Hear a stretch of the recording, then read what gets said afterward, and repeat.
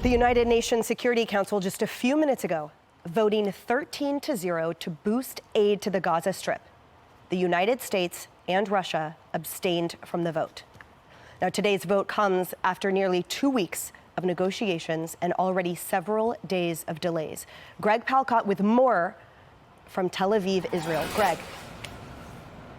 Hey, Emily. Yeah, we just got this vote in from the UN Security Council regarding the Israel-Hamas war, and to some degree, it's a vote in favor of trying to deal with this battle. The vote went 13-0. That nothing was means no no's, no vetoes, but there were 2 abstentions, one from the U.S. and one from Russia. That doesn't sound great, but in fact, an abstention from the United States is a positive thing. The U.S. had been working on reworking the language for the past week or so on this resolution. First, dealing with the humanitarian pause. The initial wording had a direct demand that a ceasefire would take place. The U.S. came up with some compromise language. I'm looking for it now. A resolution saying that the conditions should be created for the cessation of hostilities. Conditions created for the cessation of hostilities. Also, regarding the humanitarian aid, there's been a bit of a sticking point on that. The UN just flatly saying all humanitarian aid should go in, controlled by the UN.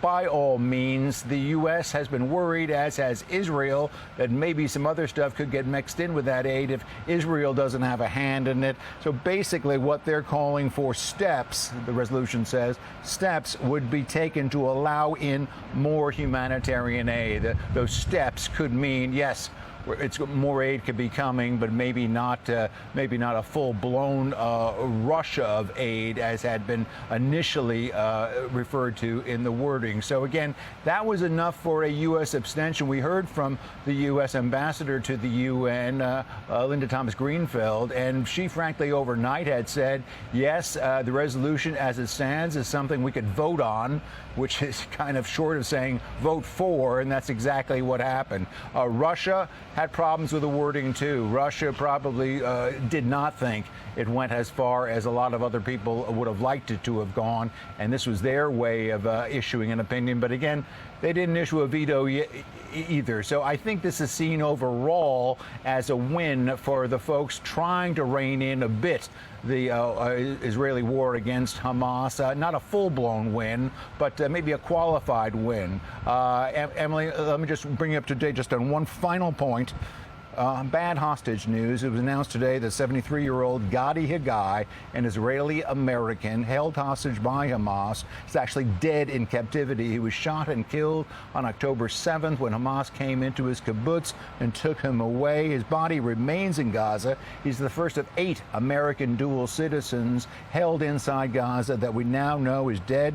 He leaves behind his wife, who was kidnapped as well, and plus 4 children, 7 grandchildren. So very bad news that way.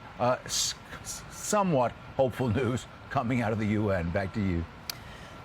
Greg, thank you for that. We're going to bring the conversation back to the couch, and our prayers just go out to the Haggai family, Congressman. What heartbreaking news. This against the landscape that we've learned that Hamas has rejected an offer by Israel of a ceasefire in exchange for hostages. So it's a poignant loss. Always the loss of a human life. This is an American-Israeli dual citizen, and now the UN votes for more funding to Gaza. What say you? Yeah, I think the interesting part is, of course, it is tragic we're seeing this happen, and that's part of what we've been seeing since October. The question that actually comes to my mind, though, is with this resolution, I think Bill, he actually said it there, this is a victory for Hamas in this battle with Israel. So you're putting, for the first time, the UN saying this needs to happen. We need more aid put into Gaza, which at that point is like a government program here in the U.S. Once that first step is there, then what is the next step? We were talking about this. Is it going to be UN actual control of this aid? And if UN controls that aid, then they need security, which means security forces are going to have to come into play here. This one is interesting that we abstain from this. Well, you know what Hamas never seems to run out of? Rockets. They're not voting to give aid to innocent Gazans. They're voting to give aid to Hamas. You look at the Gazan population, it's something like 47% live in poverty, 80% live in poverty. There is a 47% unemployment rate. Yet Hamas has a real estate and an investment portfolio of something like $500 million and an annual military budget of $350 million. So where do you think that money is going, people? That's right, and you spoke about that. Yeah, this is just a heartbreaking situation. You know, we always have to think that there are some innocent civilians in Gaza. They're not all terrorists. But when you think about where is all this humanitarian aid going and what is it? Food, water, antibiotics, medications to conduct operations. You know, at the beginning of the war, the doctors in the hospitals, in Sheba Hospital, they did not have the medicines that they needed to take care of the innocent children who were suffering as a result of Hamas terrorist action. So we have to think, okay, we need to help the innocent, but yet, yes, to your point, Lisa, a lot of this aid is going to Gaza. To Hamas. A lot of them we know that are using undercover schools and hospitals and churches to hide and disguise themselves. But it's a hard balance because they need the help. They need the basic necessity of life to survive. But at the same time, we need to do everything we can to eradicate Hamas off the face of this earth. Well, it would do better with really Israel big in deal. charge. Lisa, it is a really big deal that we just learned that the first U.S. hostage has died.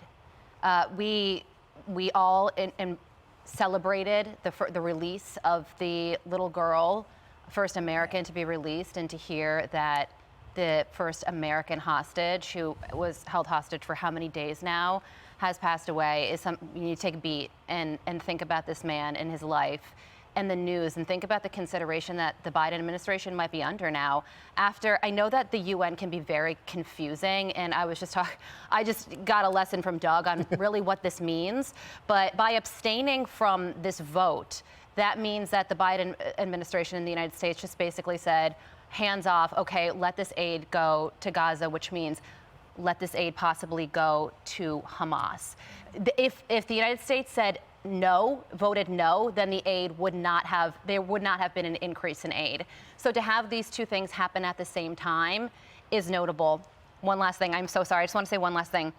There was this political report that Kamala Harris is now pushing the White House to be more sympathetic towards Palestinians.